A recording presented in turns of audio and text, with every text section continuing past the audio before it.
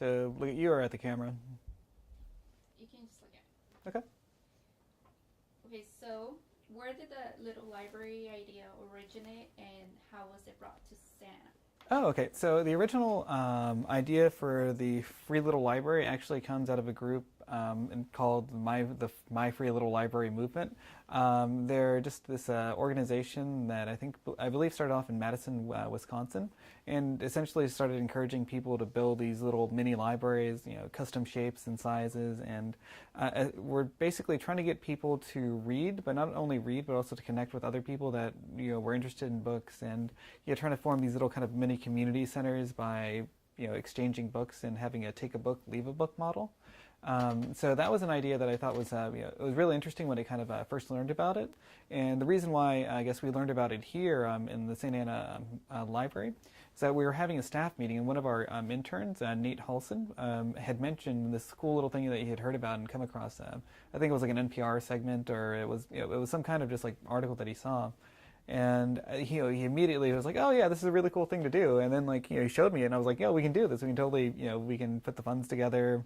We can apply for grants, and we can try to see how many we can put into the city." So Nate unfortunately is no longer with us, but it was his original idea, and then we basically applied for a mini grant with the Santa Ana Building a Healthy Community Initiative. So they had $1,000 mini grant that we applied for over the last summer, and that essentially gave us the money that we needed to buy supplies, get the paint and the nails and like kind of everything else that we needed.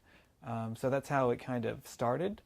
We also had a lot of help, and it really couldn't have gotten the project done without the Grand Central Art Center and Matt from over there. So he's the guy that works in their wood shop, and just super amazing. We basically gave him these really basic designs, which to me were totally complicated, but he just took a look at them. He was like, "Okay, here's what we got to do," and then just proceeded to kind of cut the wood and put everything together, like almost like literally. He took a block of wood, and then by the time he was done, like an hour later, it was fully done almost. We just had to kind of paint it, sand it down a little bit, or sand it, then paint it, and then prime it, and then just assemble the last pieces and install it. So without their help, it probably wouldn't have gotten off the ground either. Okay, you answered like 5 of my questions. I'm really good at anticipating answers. Okay. Can you explain the location selection process? Oh, okay. Who selected the current locations? So honestly, I'll have to take a little bit of credit for that because it's a little bit autocratic right now. Basically, I've shot this idea around to different community groups, and if someone expresses interest, then we kind of go from there. We are available to do these like in front of public like homes if they're okay with that too. But we were basically looking for spaces in the communities where we had no libraries, and we were hoping that with just general foot traffic, people would be able to see these things in very prominent locations, and just encourage people in Santa Ana to find books and talk to other people about what they're reading, and to share those books. So the first one that we did was over at the Jerome at Jerome Park at the Grain Project's community garden over there, and we thought it was a perfect location because it was right down the street from where my neighborhood library used to be. So the McFadden Library and Learning Center used to be there. So now just kind of across the street, I was like, oh, it's missing. It's an area that's missing a library. So we've always worked at the Grain Project, and we're really close with them, and there was plenty of open places in a kind of open area to work with. So we decided to do it there, and they were kind of like gung-ho about it, so we kind of showed up, and they're the people that actually kind of let us borrow the shovels, so we don't really have any shovels or like earth picks to really kind of dig into the ground too much, but they have all those types of things there, so they were an ideal first partner because they actually had the tools that we needed to start digging. So that was the first site. The Delhi Center then also expressed interest, and they are doing one that I believe is indoors. So we weren't able to find a location outside of the building that was kind of like safe and would be close enough to a sidewalk or anything without possibly damaging either piping or electrical wires. So they decided to just gave them the house, and they're putting it indoors, and they're just having it as one of their kind of little mini libraries inside of the center. And you, I guess, want to know about the third one that we installed? Or should I just stop? Well, you can just mention where it's located. I talked to David about it, and we said we can just say it's located this place. Okay. Yeah, and I guess the third one's located over at El Centro, right on Birch, and we're there for the installation. So that one, again, just we met some artists and they were like expressed some interest, and we kind of followed up with that, and we just kind of showed up and put into place. I believe today we're going to go check to see whether or not it's been painted yet, or if they're satisfied with the result. So that should be pretty cool to see. That's funny. Okay, so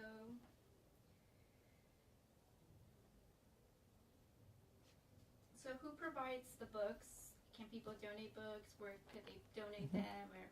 Or Okay. who do Well, they contact? Okay, well, fortunately, the library does get a lot of book donations. Unfortunately, sometimes we're not really sure what to do with them, so we do have them for book sales. But now what we've been trying to do is anything that we kind of either discard or any kind of YA material that we have or anything that we kind of see coming through the library, I try to transfer it over to those to the mini libraries.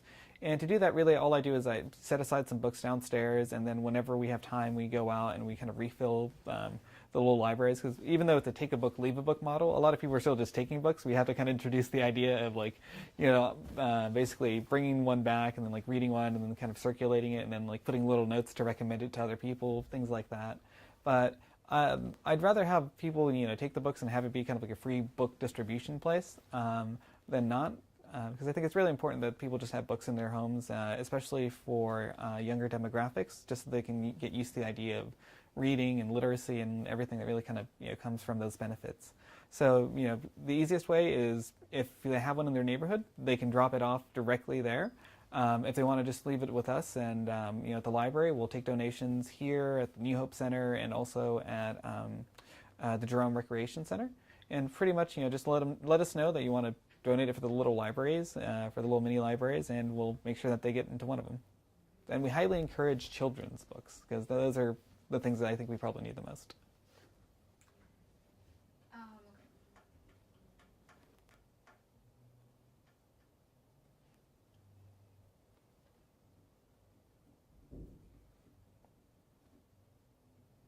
You pretty much answered everything. But I was gonna ask you if you can. I know you talked about it already, but the process from the beginning to end, how the little libraries are made and how they're placed in their locations. Okay, so a little library is born whenever a piece of lumber falls in the forest. Well, maybe not that. No, I know. No, this is like to have it be like more magical than it really is. Realistically, all it is we go down to Home Depot. There's certain dimensions of wood that we need. Typically, we try to get pressure treated wood because it lasts longer outside. And then those are what we use for the posts. So you get like a 2x4. It's about 4 feet, 6 feet, something like that. Kind of cut it in half. And we use that to start off. It makes it like a little T section, which we use as the base. So that's all kind of like cut into shape and like screwed in and like nailed together. So that's really kind of like the post. The house itself, we follow a super basic design where we just kind of get like this like 3/4 inch wood that's like super flat. So you think like a big piece of wood that's just kind of like flat and you kind of put it against a wall. We get that and we kind of just cut it to the right dimensions, make it into like, almost like a little. Really, it really is like a giant birdhouse. If you guys can just imagine a giant birdhouse with sides and a little slanting roof, and from that one piece of really big kind of like very flat wall-like wood, you just kind of cut everything so you have a little roof. Most of the stuff is kind of glued in together with wood glue. There's some nails that go in there for structural support. And then eventually, once it kind of all comes together, you let it dry for a little bit. We have this special little kind of a, what is it?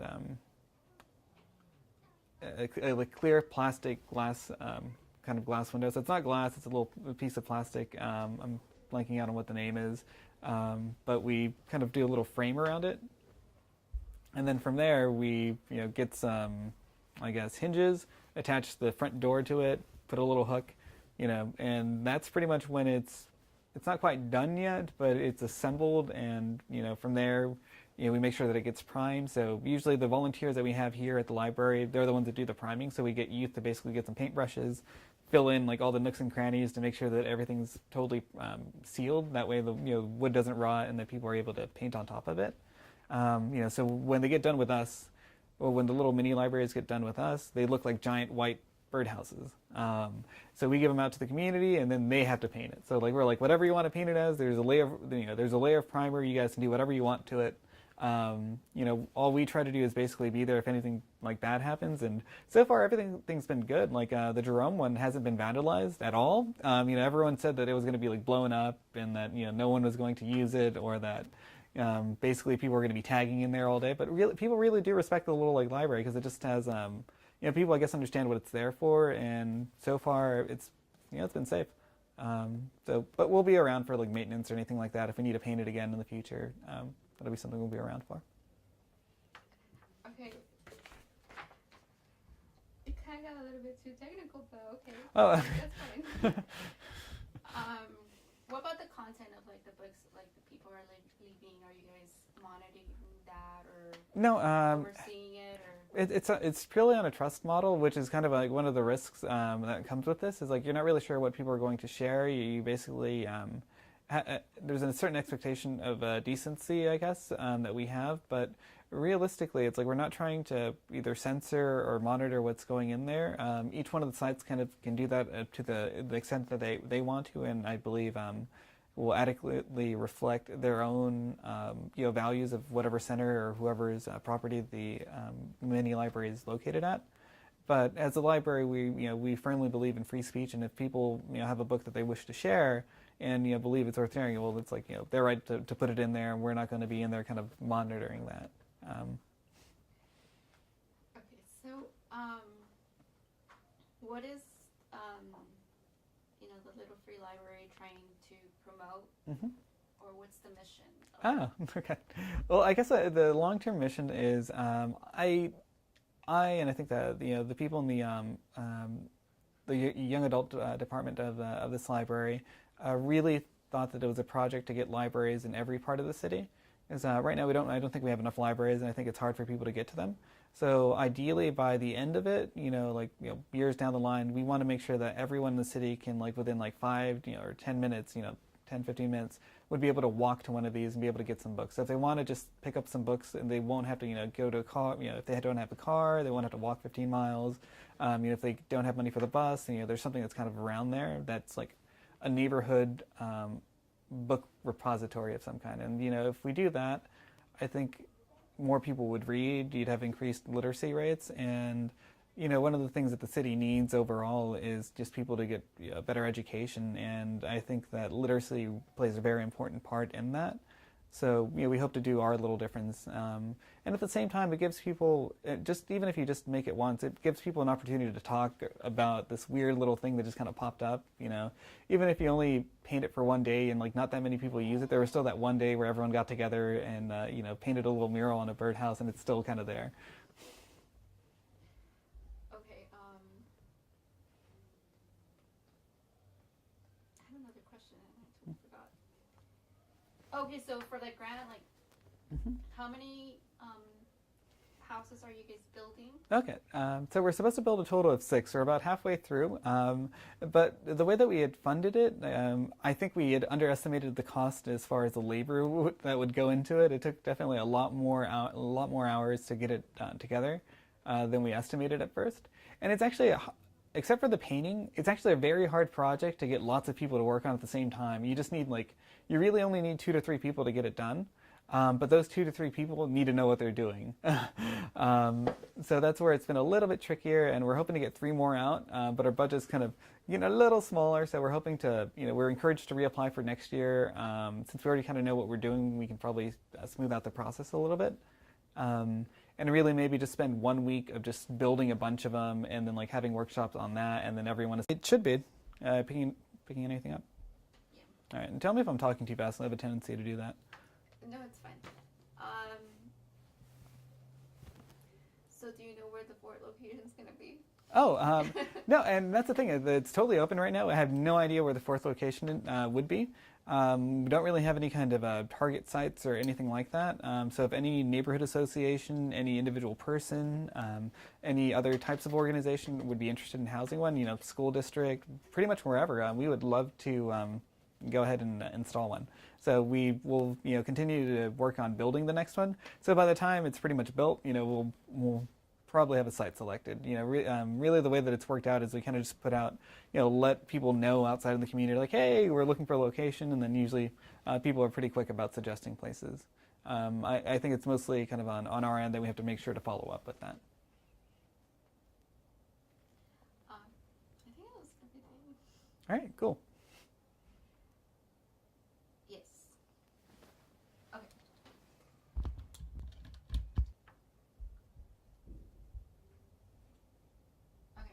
Okay. Okay, so I would highly recommend, and it's okay if I just do it to the camera or whatever.